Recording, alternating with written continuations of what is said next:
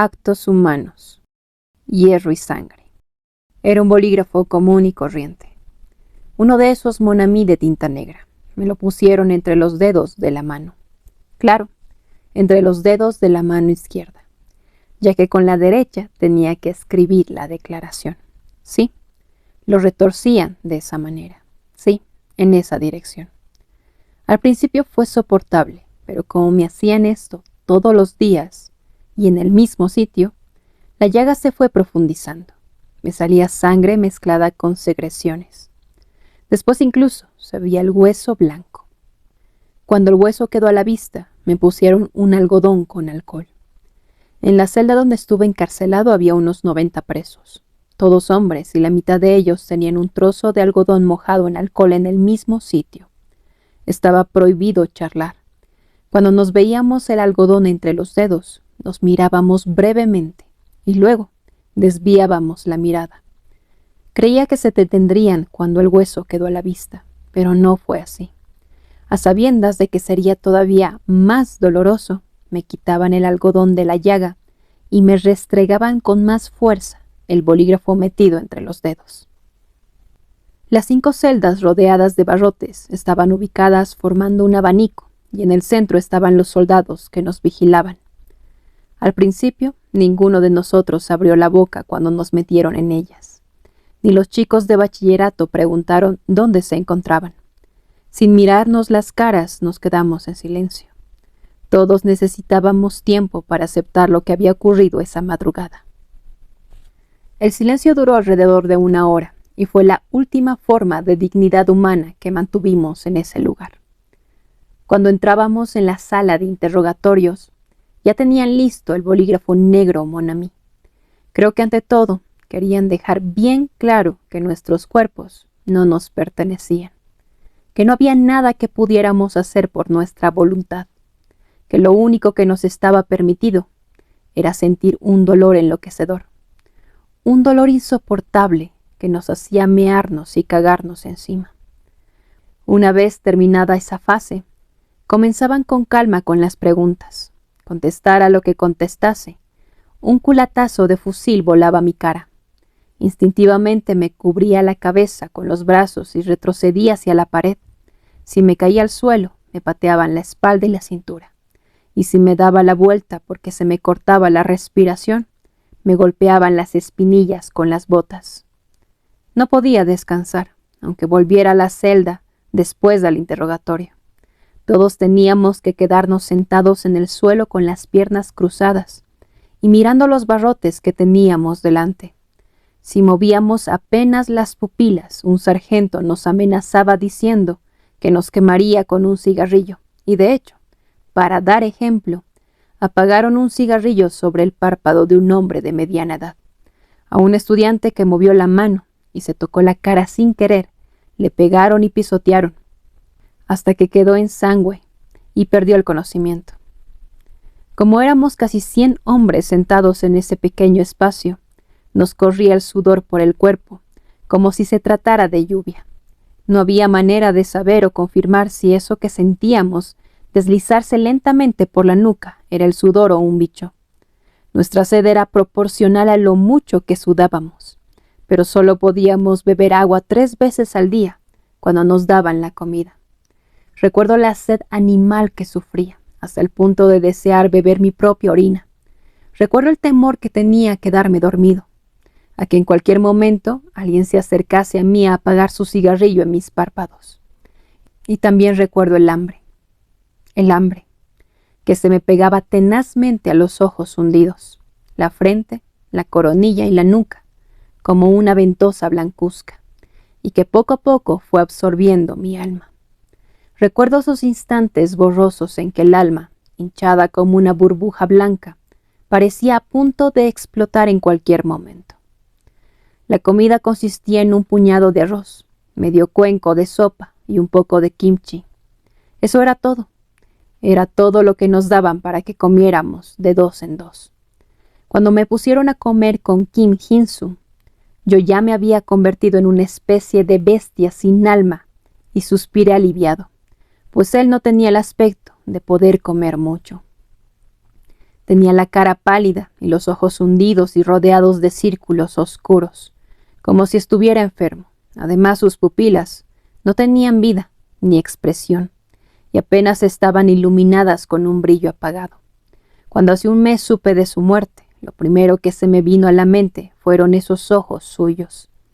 Trataba de recoger con la cuchara los pocos brotes de soja que flotaban en la sopa aguada, y de pronto se detenía para mirarme con esos ojos, unos ojos fríos y vacíos, tan bestiales como los míos, que se me quedaban mirando en silencio, observando cómo me ponía tenso por temor a que él se comiera todos los brotes de soja y cómo le miraba con odio la boca cuando masticaba la comida. No tengo ni idea. No sé por qué Ginsu murió y por qué yo, que era su compañero a la hora de la comida, todavía sigo vivo. ¿Será que él sufrió más que yo? No lo creo.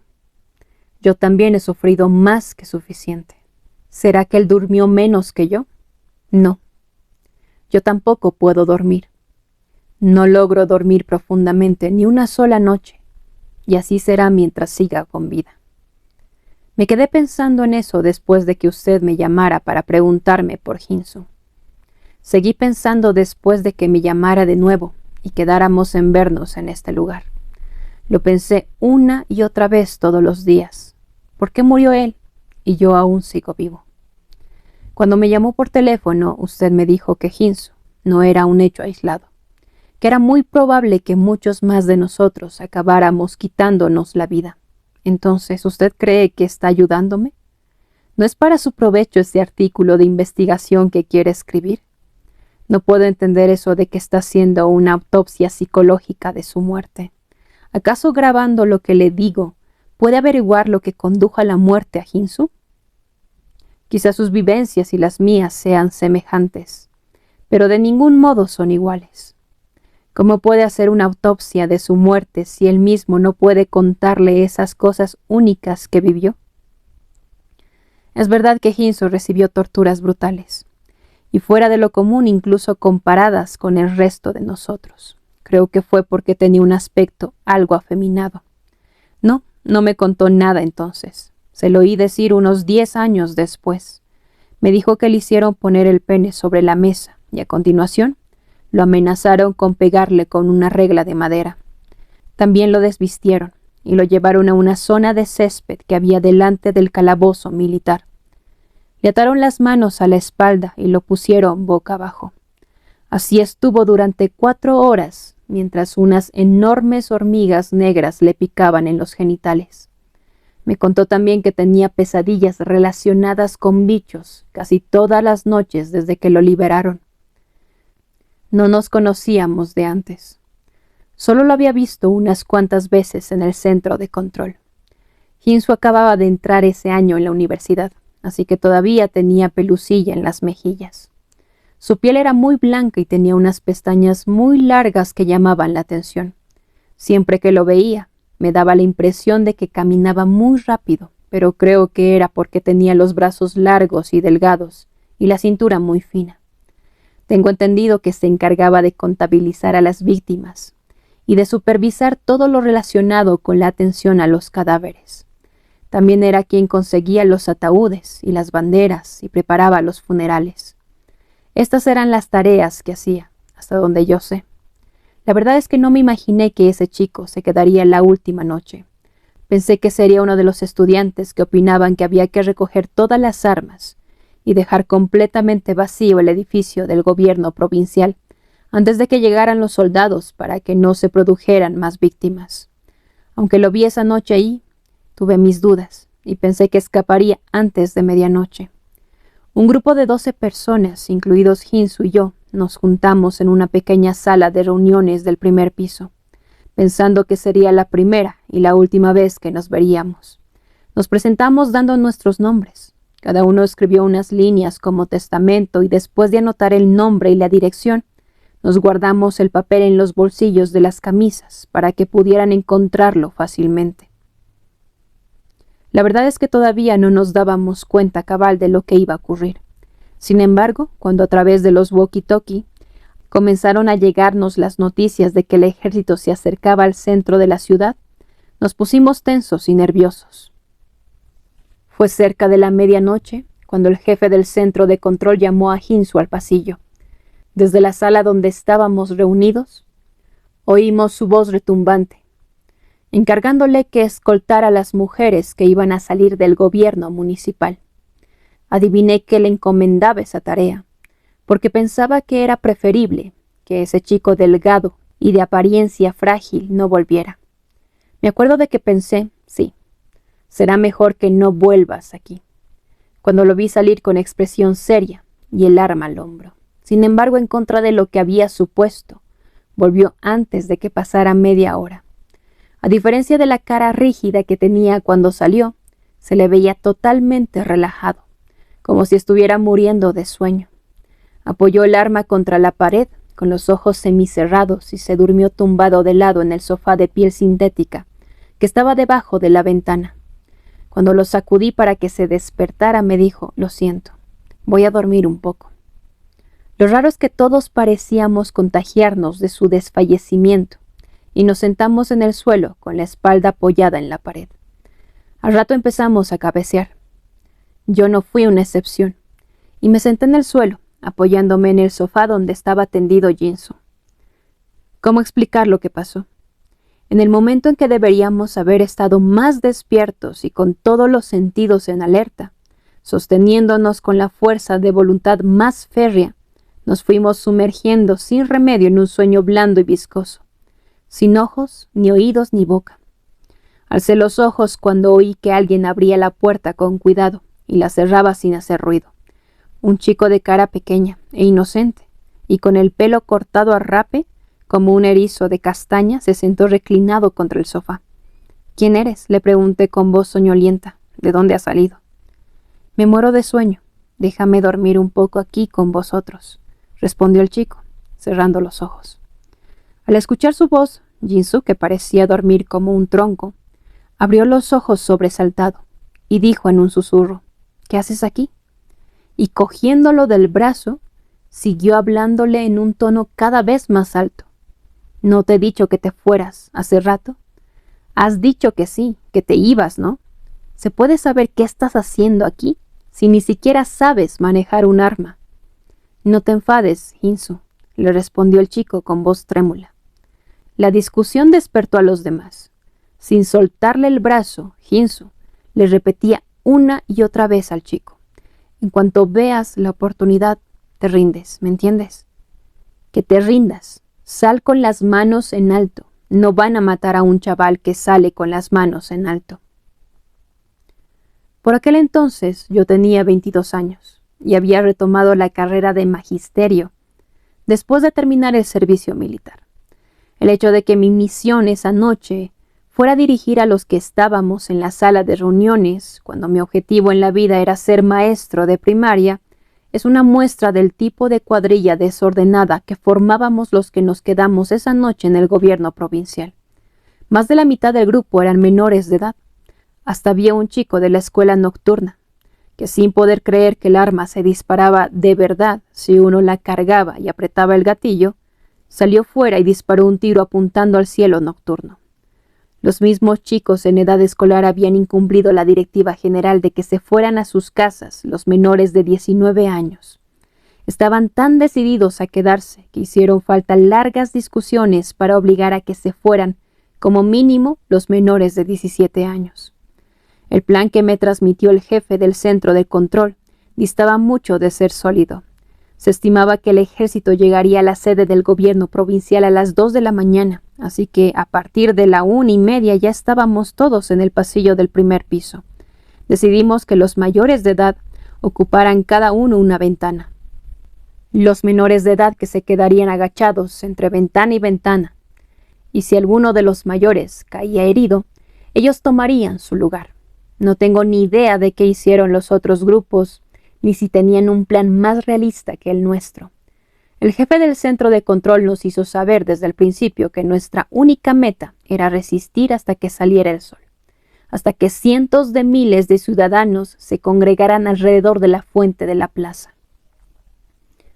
Ahora le parecerá estúpido, pero yo me creía a medias sus palabras. Podíamos morir, pero también era posible que sobreviviéramos. Seríamos derrotados, pero también era posible que resistiéramos.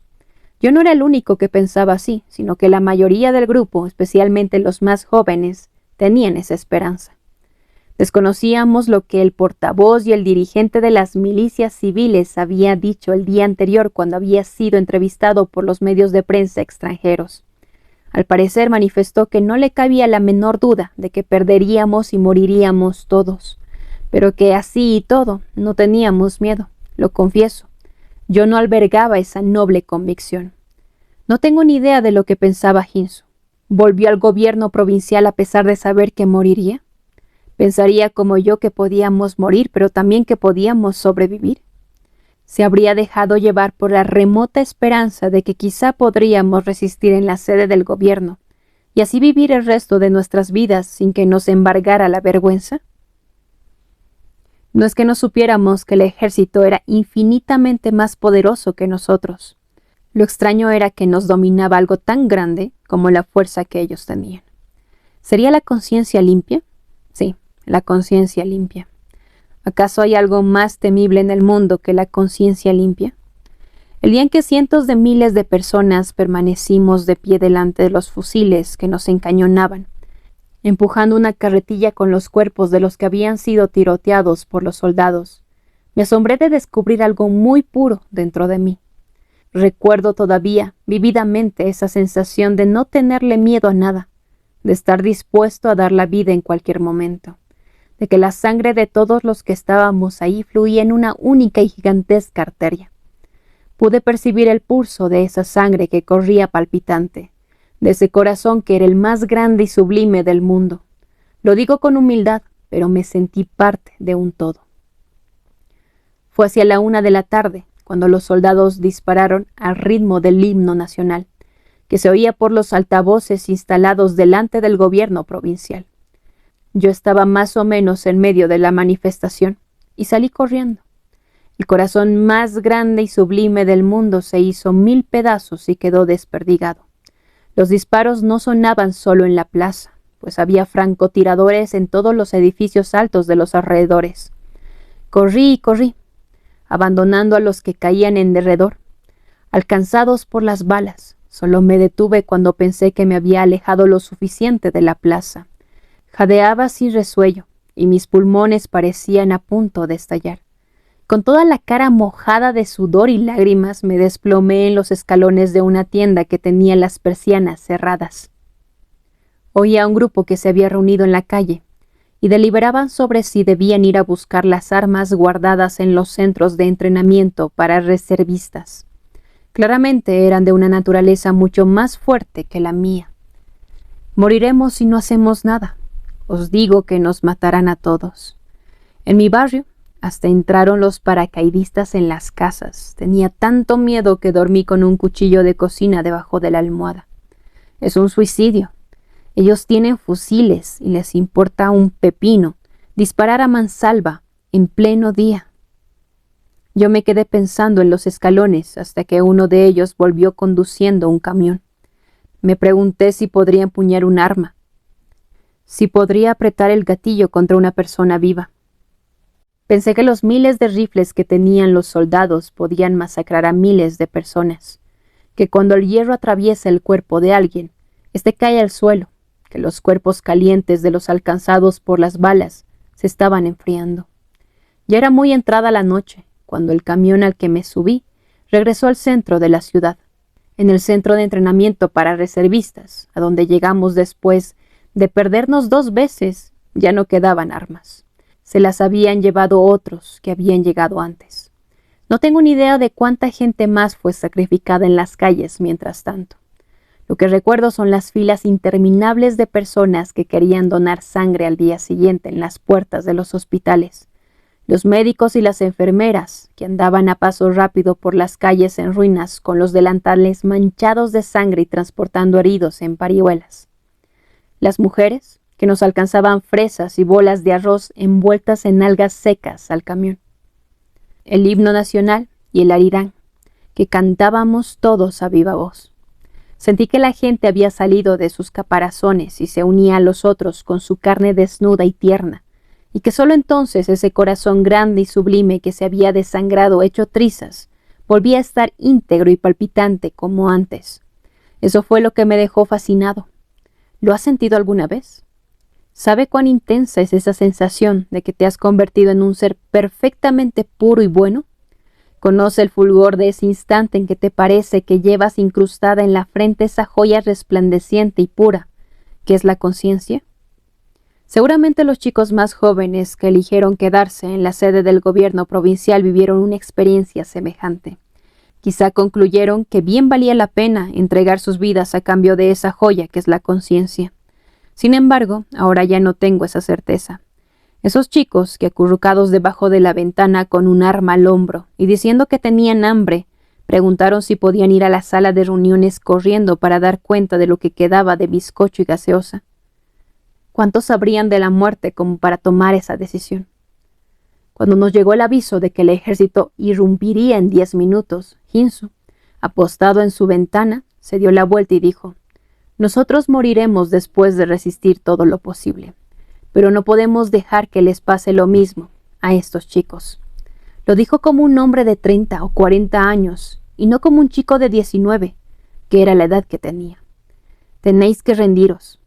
Si veis que vamos a morir todos, tirad las armas y rendíos enseguida. Buscad a toda costa la manera de sobrevivir». No quiero hablar de lo que ocurrió después. Nadie tiene derecho a pedirme que siga recordando, y eso vale también para usted. No disparé, no maté a nadie. Cuando vimos que los soldados salían de la oscuridad y subían por la escalera del edificio, ninguno de nosotros apretó el gatillo. Sabíamos que si disparábamos los mataríamos, pero no pudimos hacerlo. Éramos unos niños con fusiles que no podían disparar. Después me enteré de que la cantidad de proyectiles que habían entregado a los soldados ese día ascendía a 800,000. Por aquel entonces la población de la ciudad era de 400,000 almas, o sea que los soldados contaban con una provisión suficiente como para meterle 2 veces la muerte en el cuerpo a cada uno. Estoy seguro de que recibieron la orden de que así lo hicieran si encontraban resistencia. Si hubiéramos depuesto las armas en el vestíbulo del edificio y nos hubiéramos marchado como había dicho el representante estudiantil, entonces los soldados quizá habrían dirigido los cañones de sus fusiles a la ciudadanía. Lo pienso cada vez que recuerdo la sangre que se derramó esa madrugada por las escaleras a oscuras del gobierno provincial. Literalmente fue como si corriera agua de un grifo abierto. Mi opinión es que esas muertes no pertenecían a los que fallecieron allí, sino que estaban muriendo en lugar de muchos otros que fueron muertes y sangre que valían multiplicadas por 1000. Observando de reojo la sangre que emanaba de personas a quienes había hablado y mirado a los ojos hace apenas un rato, sin tener la menor idea de quiénes habían muerto y quiénes quedaban, me acosté boca abajo en el pasillo, protegiéndome la cabeza con las manos. Sentí que ellos escribían algo en mi espalda con un rotulador. Era extremista armado. Me lo dijo alguien cuando nos llevaron al calabozo del Centro de Entrenamiento Militar Sanjmudae. A los que no fueron apresados en posición de armas se los catalogó simplemente como cómplices y se los liberó progresivamente durante el mes de junio. Pero los que habían encontrado en posición de armas y clasificado como extremistas nos obligaron a permanecer en Sanjmudae. Entonces cambiaron los métodos de tortura. En lugar de golpearnos, eligieron formas que provocaran el dolor de un modo más sutil y que representaran un menor esfuerzo físico para los torturadores, como clavarnos agujas de hacer punto, quemarnos, ahogarnos con agua y electrocutarnos. Ya no querían saber los detalles de lo ocurrido. Lo único que querían era que hiciéramos falsas confesiones para poder rellenar con nuestros nombres los espacios en blanco de los guiones que habían escrito de antemano. Hinsu y yo seguíamos recibiendo una sola bandeja de comida y compartiendo un único puñado de arroz, intentando no pensar en lo que había ocurrido en la sala de interrogatorios unas pocas horas antes. Movíamos en silencio la cuchara, aguantándonos las ganas de pelearnos como animales por unos cuantos granos de arroz o un poco de kimchi. Algunos se lanzaban gritos con la bandeja en el medio. Ya estoy harto. ¿Qué quieres que haga si tú te zampas toda la comida? Interponiéndose entre los que no paraban de gruñirse, un chico dijo tartamudeando: Vamos, no os peleéis más. Fue una sorpresa, porque el chico nunca hablaba, se quedaba callado como un muerto todo el tiempo. Recordar que quisimos entregar la vida. Fue en ese instante cuando los ojos vacíos de Hinsu se encontraron con los míos.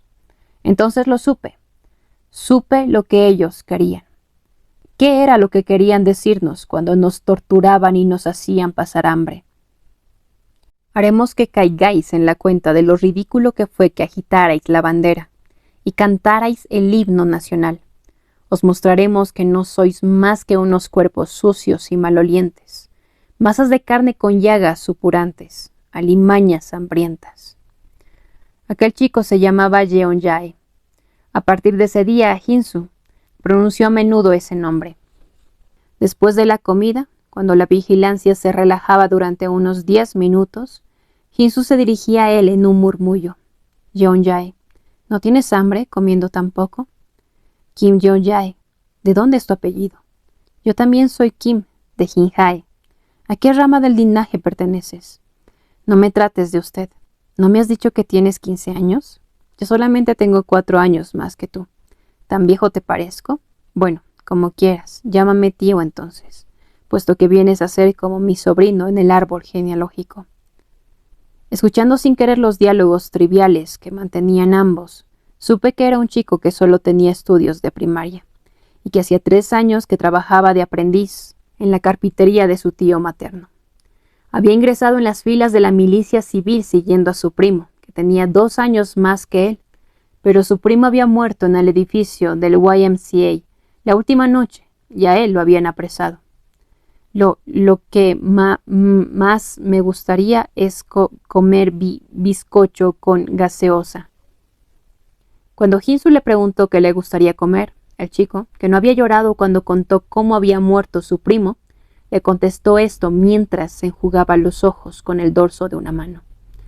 Yo me quedé mirando en silencio su puño izquierdo firmemente cerrado, el que no se pasó por los ojos, entre cuyos dedos sobresalía un trozo de algodón. Lo he pensado y repensado una y otra vez. Es que quería entenderlo. Quería entender de alguna manera lo que había pasado.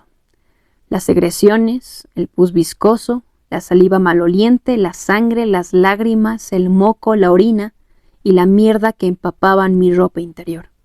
Era todo lo que yo tenía. Mejor dicho, yo era todas esas cosas. La masa de carne que se pudría en medio de todo eso era yo. Aún hoy no puedo soportar el verano, cuando el sudor me cae por el pecho y la espalda como bichos que se arrastran por mi cuerpo. Me envuelven vívidos los recuerdos de cuando no era más que una masa de carne supurante, y tengo que respirar hondo. Aprieto los dientes y vuelvo a inspirar profundamente. Cuando me metían un trozo de madera cuadrado entre los omóplatos y la cintura, y me retorcían el cuerpo hasta descoyuntarme, entonces gritaba: «Por favor, basta, piedad». Cuando me clavaban punzones debajo de las uñas de las manos y los pies, durante los brevísimos intervalos de mi respiración jadeante, aspiraba el aire, lo expulsaba y vociferaba: «Por favor, basta, piedad». Entre gemido y gemido, entre los brevísimos intervalos de mis jadeos, entre un grito y otro, no hacía más que pensar que mi cuerpo desaparezca de una vez, que mi cuerpo se borre de la faz de la tierra. Durante el verano y el otoño que pasamos escribiendo nuestras declaraciones, levantaron un edificio cuadrado de una sola planta en un espacio vacío de Sangmudae. Era un tribunal militar nuevo para juzgarnos sin tener que trasladarnos a otro sitio. Los juicios comenzaron en la 3ª semana de octubre, cuando empezó a hacer frío y habían transcurrido 10 días desde la entrega de nuestras últimas declaraciones. Por primera vez durante todo ese tiempo, durante 10 días hicimos vida de presidiarios corrientes sin sufrir torturas. Las llagas que teníamos en todo el cuerpo fueron cicatrizando, y sobre ellas se formó una costra negruzca. Recuerdo que los juicios duraron 5 días y se celebraron 2 audiencias al día. En cada una de ellas entraban unos 30 presos a la vez y recibían la sentencia. Éramos tantos los acusados que ocupábamos hasta la última fila de los bancos destinados al público. Decenas de soldados con sus fusiles al hombro se sentaron también a uno y otro lado de los presos. «Bajad la cabeza». Obedeciendo la orden del sargento, yo también bajé la cabeza. «Bajad más la cabeza». Bajé todavía más la cabeza. «Pronto entrará el señor juez. Al menor sonido, seréis acribillados de inmediato. ¿Entendido? Cerrar la boca y quedaos con la cabeza baja hasta el final. ¿Entendido?» Los soldados se paseaban con los fusiles cargados entre las filas de bancos y golpeaban con la culata de sus armas a los que no se sentaban erguidos. Fuera del tribunal se oían los chirridos de los insectos propios del otoño. Vestido con el uniforme azul de presidiario, limpio y con olor a jabón que me habían dado esa mañana, me puse a pensar en lo que el sargento había dicho sobre que nos acribillarían al instante. Acallé la respiración como si de verdad nos fueran a fusilar enseguida. Se me ocurrió entonces que quizá la muerte fuese fría como nuestros uniformes azules. Si lo que pasamos el verano anterior había sido la vida, si nuestros cuerpos manchados de sangre, pus y sudor habían sido la vida, si los segundos que no transcurrieron a pesar de los gemidos y los instantes masticando los brotes de soja rancia mientras pasábamos un hambre denigrante habían sido la vida, la muerte sería entonces una especie de brocha limpia que borrara de una pasada todo eso. «El señor juez va a hacer su entrada». Apenas dijo esto el secretario judicial, se abrió la puerta de delante y entraron en fila 3 jueces militares. Fue entonces cuando empecé a oír un sonido raro. Provenía más o menos de la segunda fila, contando desde adelante. Yo tenía la cabeza gacha, pero levanté un poco la vista y escudriñé lo que pasaba. Alguien había comenzado a cantar la primera estrofa del himno nacional en voz muy baja y como sollozando. Cuando me di cuenta de que era el pequeño Yeonjae, ya estaban todos coreándolo. Como impulsado por un imán, yo también empecé a entonarlo. Cuando nosotros, que habíamos mantenido la cabeza gacha como si ya estuviéramos muertos, cuando nosotros, que habíamos sido sudor, sangre y pus, empezamos a cantar en voz baja el himno, por alguna razón los soldados no hicieron nada para impedirlo. Ni nos golpearon, ni nos pegaron en la cabeza con la culata, ni nos pusieron contra la pared para fusilarnos como habían amenazado. Hasta que terminamos de cantar el himno, el perturbador silencio que se producía entre estrofa y estrofa permaneció agazapado, junto a los chirridos de los insectos, en el aire frío del tribunal provisional. Yo recibí 9 años de condena y Ginsu 7. Sin embargo, la sentencia no tuvo ningún sentido, puesto que para Navidad del siguiente año, las autoridades militares nos liberaron a todos gracias a una amnistía general de la que se beneficiaron incluso los condenados a muerte y a cadena perpetua. Fue como el reconocimiento tácito de que los cargos eran todos infundados. Volví a ver a Ginsu casi 2 años después, a finales del año. Fue una madrugada en que regresaba a casa después de beber toda la noche con antiguos compañeros de la secundaria. Pasaba por un restaurante destartalado donde vendían sopas para la resaca. Cuando me detuve al ver a través del vidrio a un hombre joven que bebía solo, me resultó familiar su manera de contemplar la sopa, sosteniendo con fuerza la cuchara en la mano, como si fuera un niño concentrado en hacer los deberes. Reconocí esos ojos vacíos debajo de las pestañas largas y espesas, que escudriñaban el fondo de la oscura sopa de carne picada, como si dentro hubiese un acertijo imposible de descifrar por mucho que se esforzase. Cuando entré en el restaurante y me senté delante de Ginsu, él alzó la vista y me miró con ojos fríos e insensibles. Todavía no se me había pasado del todo la borrachera y me limité a sonreír en silencio. Esperé con la paciencia que me proporcionaba provisionalmente la ebriedad, hasta que apareció en su cara una sonrisa vaga y somnolienta, como si acabara de despertar. Mientras nos preguntábamos el uno al otro cómo estábamos, nuestras miradas se extendieron como tentáculos invisibles, y constataron las sombras detrás del rostro y las huellas del sufrimiento que la charla y las risas forzadas no podían ocultar. Ninguno de los dos había podido retomar los estudios, y seguíamos viviendo en casa de nuestros padres y dependiendo de ellos. Él ayudaba a su cuñado en una tienda de reparaciones de radio y televisión que tenía, y yo les había echado una mano a mis tíos en el restaurante que acababan de cerrar. Cuando le conté que iba a esperar hasta el año nuevo para entrar a trabajar en una empresa de taxis y que reuniría dinero para comprarme mi propio coche, él me respondió con apatía. Mi cuñado también me aconsejó que me sacara la licencia para manejar equipo pesado, puesto que no iba a poder entrar en una empresa corriente. Pero ¿cómo conseguiste sacar el permiso de conducir? Cuando me siento a estudiar los cuestionarios, me duele la cabeza. Tengo dolores tan fuertes que no puedo retener nada. A veces hasta me cuesta hacer cuentas en la tienda de reparaciones. En cuanto se complican un poco las restas o las sumas, ya me duele la cabeza. Cuando le conté que también sufría dolores de muelas sin ninguna razón, me preguntó con indiferencia: ¿duermes bien? Yo me he tomado 2 botellas de soju, porque no podía dormir. Por eso he venido aquí, para aliviarme la resaca. Es que a mi hermana no le gusta verme beber en casa. No es que se enfade ni nada, simplemente llora. No soporto verla así, y eso me hace beber más todavía. ¿Tomamos una copa juntos? Concluyó mirándome a la cara con indolencia. Bebamos.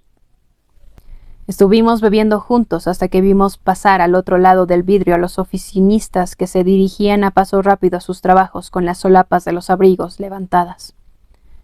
Nos servimos una y otra vez en las frías copas de vidrio aquel licor fuerte y transparente que nada nos ayudaba a olvidar. En un momento dado, mis recuerdos de esa noche empezaron a entrecortarse y luego se interrumpieron por completo. No tengo la menor idea de cómo nos despedimos y volví a casa. Los únicos breves instantes que me han quedado son cuando la botella se volcó en la mesa por un descuido de Ginsu y el frío licor me mojó los pantalones de pana, y él limpió con la manga de su jersey el licor derramado y finalmente se quedó con la frente apoyada en la mesa, porque no podía seguir manteniendo la cabeza erguida. Después de eso nos encontramos de vez en cuando para tomar unas copas. Ni él ni yo obtuvimos ninguna titulación.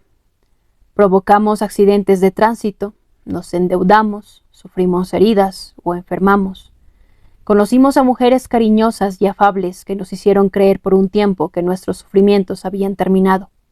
Pero luego todo se fue a la mierda por nuestra culpa y volvimos a quedarnos solos.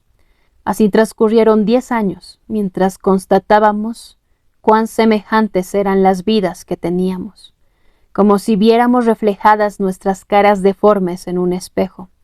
Entre las pesadillas y la imposibilidad de dormir, entre los analgésicos y los somníferos diarios, dejamos de ser jóvenes.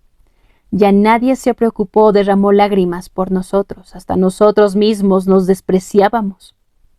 Llevábamos en nuestros cuerpos la sala de interrogatorios de aquel verano, el bolígrafo negro Monami, los huesos blancos de la mano a la vista, el sonido de nuestra voz rogando, suplicando entre sollozos. Una vez Ginsu me dijo: había personas a las que me habría gustado matar como fuera. Me miró fijamente con sus ojos negros y profundos, que todavía no estaban ebrios del todo. Pensaba que el día en que me muriera, fuera como fuese, me gustaría llevarme a todas esas personas conmigo. Sin decir nada, llené su copa de licor. Entonces siguió diciendo: pero ahora ya no pienso en eso. Estoy agotado. Pronunció de nuevo mi nombre e hizo una pausa. Se quedó con la cabeza gacha mirando la copa de licor claro, como si yo estuviera dentro. Nosotros empuñamos las armas, ¿no es cierto? Ni asentí con la cabeza, ni le respondí. Creímos que nos protegerían, como si estuviera acostumbrado a hacerse preguntas y responderse solo. Esbozó una vaga sonrisa dirigiéndose a la copa, pero no fuimos capaces de disparar una sola bala. El año pasado, en septiembre, cuando había terminado mi turno en el taxi y volvía a mi casa de madrugada, me lo encontré de improviso. Ese día caía una lluvia otoñal. Doblaba una esquina oscura cubriéndome con el paraguas cuando me topé con él, que me esperaba vestido con una chaqueta impermeable negra y la capucha puesta. Me llevé un susto tan grande que me asaltó una extraña furia, y a punto estuve de pegarle un puñetazo en la cara, que era lívida como la de un fantasma. No. Lo que habría querido hacer era restregarle la mano por su cara para borrar la expresión que tenía. No. No se trataba de una expresión hostil. Se le veía exhausto. Pero eso no tenía nada de particular, ya que a lo largo de esos 10 años siempre lo había visto agotado. Esta vez tenía una expresión completamente diferente, algo gélido e inexplicable, algo que no era ni resignación, ni tristeza, ni rencor se agitaba dentro de él, y se derramaba por debajo de sus largas pestañas. Como no decía nada, lo hice pasar al cuarto donde yo vivía. ¿Te pasa algo?, le pregunté mientras me cambiaba de ropa. Él se quitó el impermeable y lo dejó junto a sus pies, y se quedó sentado con las piernas cruzadas, con la fina camiseta de manga corta que llevaba debajo.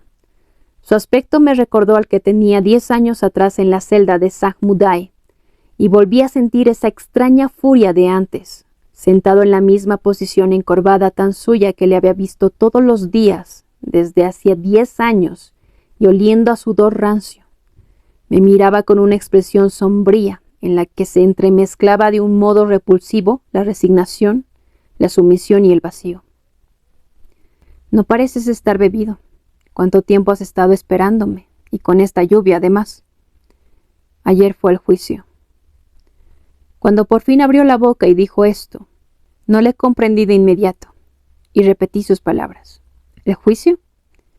¿Te acuerdas de Kim Jeon-jae, el chico que estaba en la misma celda que nosotros? Me senté delante de Jin-soo, primero con las piernas cruzadas imitándolo, pero luego me alejé un poco y me apoyé con desgana en la pared fría. El chico que era como mi sobrino en mi árbol genealógico. Sí, claro, le respondí, pero por alguna razón no tuve ganas de escuchar el resto.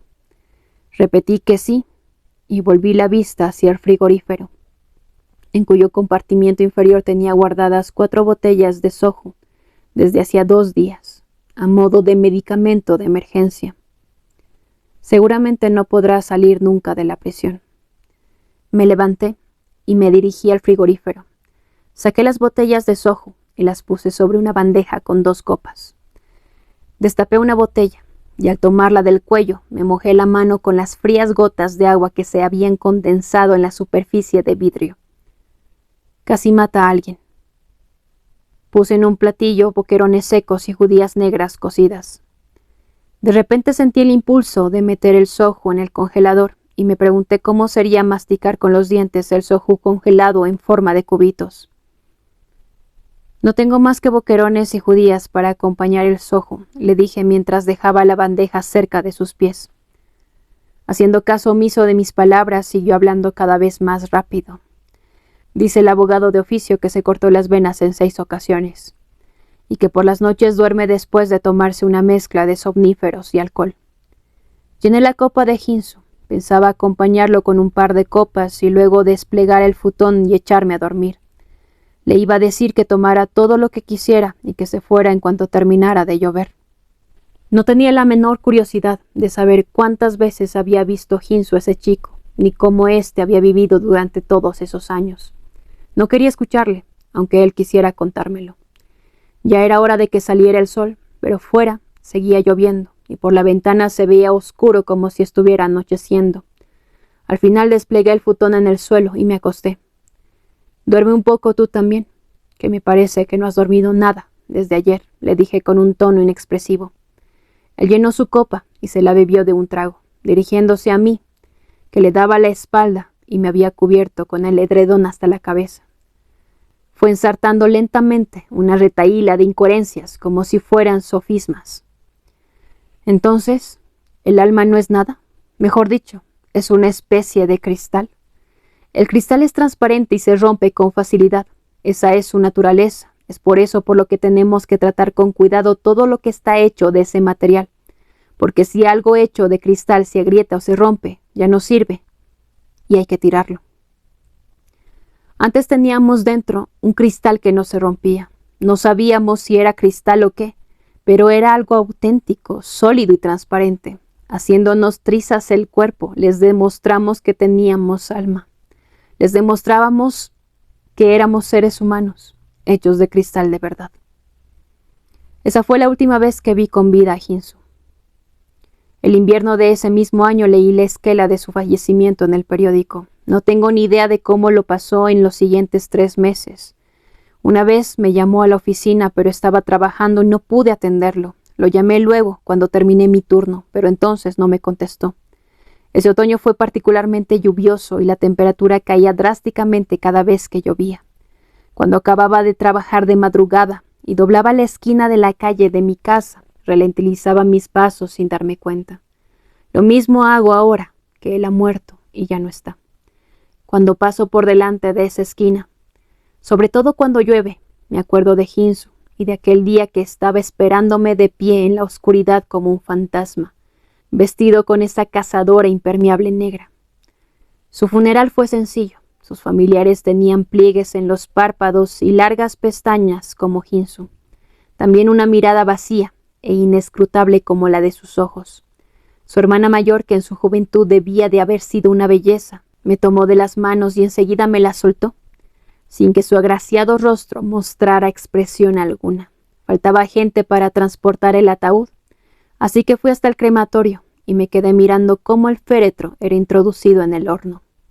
Recuerdo que no había medios de transporte para volver a la ciudad, así que tuve que caminar unos 30 minutos hasta que llegué a una calle más concurrida. No vi la carta que dejó. ¿De verdad estaba esta foto con la carta? Nunca me habló de eso. Aunque fuimos amigos, ¿cuánto le parece que pudimos intimar? Nos apoyamos mutuamente, pero al mismo tiempo siempre tuvimos ganas de pegarnos un puñetazo en la cara. Ganas de que el otro desapareciera.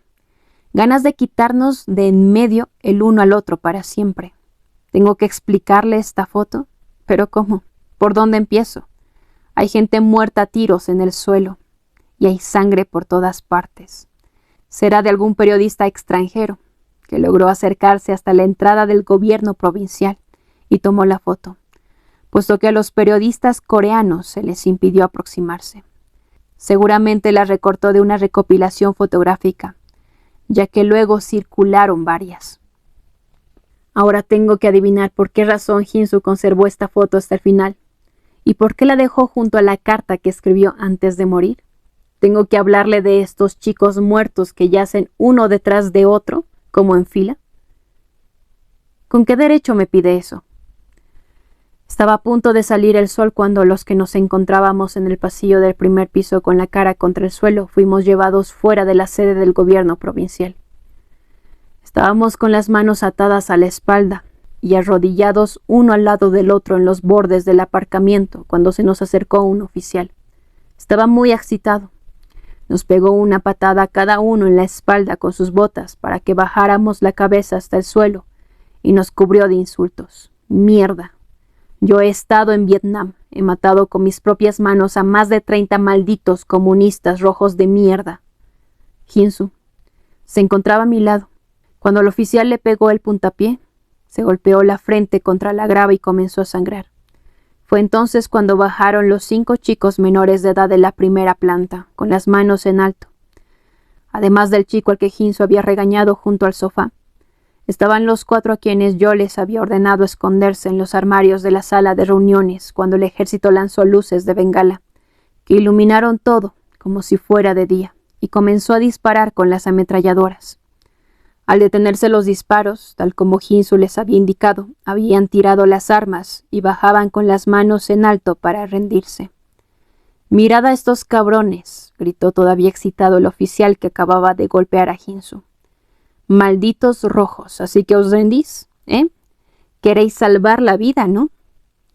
Con un pie aún sobre la espalda de Jinsu, el oficial levantó el M16 y les apuntó.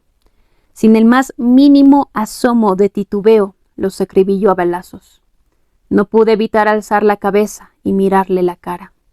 «Joder, esto es como en las películas, ¿no os parece?», dijo dirigiéndose a sus subalternos mientras se reía mostrando los dientes parejos. ¿Lo entiende? Los chicos aparecen tumbados en fila en la foto, pero no están así porque los hubieran movido para ordenarlos, sino porque así venían caminando, con los brazos en alto y uno detrás del otro, tal como les habíamos dicho que hicieran. Hay recuerdos que no cicatrizan nunca. Pasa el tiempo y la memoria no se difumina, sino que queda únicamente ese recuerdo, y todos los demás se van borrando. El mundo se va quedando en tinieblas al irse apagando una a una las bombillas de neón de colores. Sé bien que yo tampoco estoy a salvo. Ahora me gustaría hacerle a usted una pregunta. ¿Es el hombre un ser cruel por naturaleza? ¿Lo nuestro no fue más que una experiencia normal y corriente? ¿Lo de la dignidad humana es un engaño y en cualquier momento podemos transformarnos en insectos, bestias o masas de pus y secreciones? El que no dejemos de humillarnos, destruirnos y masacrarnos, ¿es la prueba que ofrece la historia acerca de la naturaleza humana? Conocí por casualidad a un hombre que participó como paracaidista en la represión de las protestas de Busan y Masan contra el régimen dictatorial de Park Chung-hee en 1979. Cuando le conté mi historia, él me habló de la suya. Me dijo que había recibido la orden de reprimir las manifestaciones de la manera más violenta posible, que el alto mando recompensó con un premio monetario a los soldados que se comportaron de manera especialmente cruel. Añadió que un compañero le dijo algo así como: ¿qué tiene de malo? Nos ordenan que golpeemos a la gente y hasta nos pagan por ello. ¿Por qué no íbamos a hacerlo? También me contaron la historia de un jefe de pelotón del ejército que estuvo en la guerra de Vietnam. Reunió en el edificio comunitario a todas las mujeres, niños y ancianos de una aldea y los quemó vivos. Muchos de los que cometieron este tipo de actos en tiempos de guerra fueron luego recompensados, y algunos de los que contaban con esa experiencia fueron enviados para matarnos, tal como sucedió en Jeju, Kanto, Nankín, Bosnia y en toda América cuando aún era conocida como el Nuevo Mundo. En todas partes han manifestado una crueldad semejante, como si el ser humano lo llevara en los genes. Yo no lo olvido. No olvido que la gente con la que me encuentro diariamente son seres humanos. Usted también, que me está escuchando, es un ser humano. Por supuesto, yo también soy un ser humano. Todos los días me miro la cicatriz que tengo en la mano. Me froto ahí donde el hueso estuvo expuesto. Ese sitio que se pudría resumando todos los días una secreción blancuzca. Cada vez que me topo por casualidad con un bolígrafo negro monamí común y corriente, contengo la respiración y espero. Espero que el tiempo me arrastre como una oleada de lodo. Espero que el sucio recuerdo de la muerte, que acarreo día y noche, me deje libre por fin el día en que me encuentre de verdad con ella. Estoy luchando. Lucho todos los días en soledad. Lucho con la vergüenza de haber sobrevivido y de estar vivo hoy. Lucho contra el hecho de que soy un ser humano. Lucho contra la idea de que el único camino que me liberará cuanto antes de esta realidad es la muerte. Profesor, usted que es un ser humano como yo, ¿qué respuesta puede darme?